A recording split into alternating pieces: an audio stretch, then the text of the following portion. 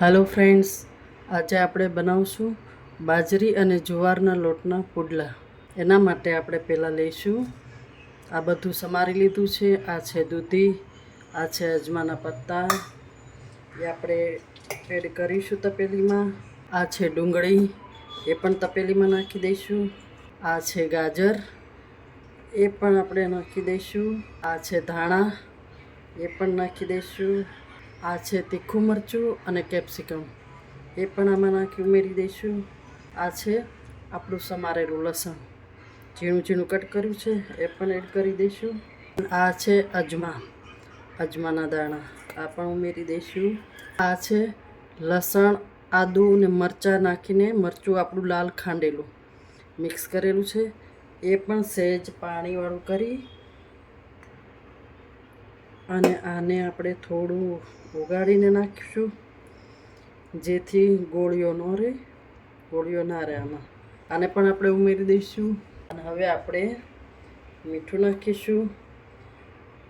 આ છે મીઠું, હવે આપણે મીઠું સ્વાદ અનુસાર નાખશું। થોડીક નાખશું હળદર અને થોડું જીરું। આ છે જીરું, હળદર નાખી છે। આ છે જીરું, 2 ચમચી જીરું નાખીશું। હિંગ, થોડી ચપટી હિંગ નાખીશું। હવે આપણે આને બધું મિક્સ કરી દઈશું। હવે આ મિક્સ થઈ ગયું છે। હવે આપણે આમાં જાર અને બાજરીનો લોટ મિક્સ કરીશું। આ છે આપણો જાર અને બાજરીનો લોટ, જે આપણે જાર અને બાજરી બે મિક્સ કરીને દળેલું છે। આ લોટ હવે આપણે આમાં નાખશું। આ જાર બાજરીના વડા બહુ મસ્ત લાગે છે। આમાં તમારે શાકભાજી ન નાખવું હોય તો એકલું ખાંડેલું મરચું, લસણ આદુંવાળું મરચું ખાંડીને પણ તમે બનાવી શકો છો।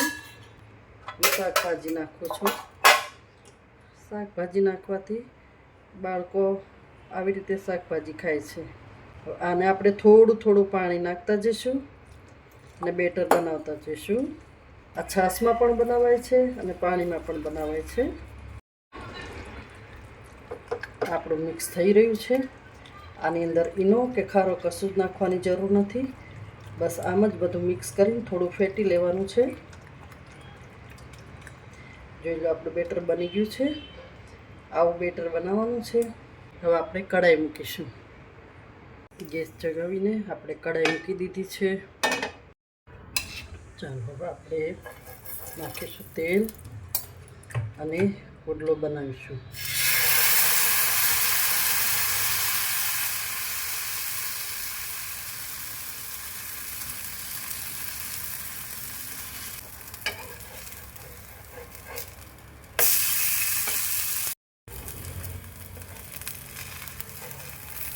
આ બાજુ પુડલો આમ હટાવીને આપણે સાઈડમાં પણ બીજો પુડલો મૂકી દઈશું।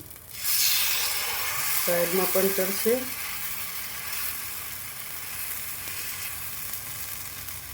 આ સાઈડ પણ એક બીજો પુડલો મૂકી દઈશું। નાના નાના પુડલા કરીશું એટલે આપણા પુડલા આસાનીથી ઉઠલી જાય।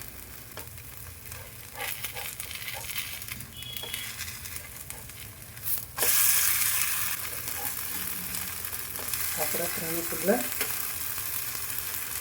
ચડવાયા છે, આને ઉઠલાવશું। આને પણ ચાલો હવે આને ઉતારી લઈશું। આ પુડલો આપણો બની ગયો છે।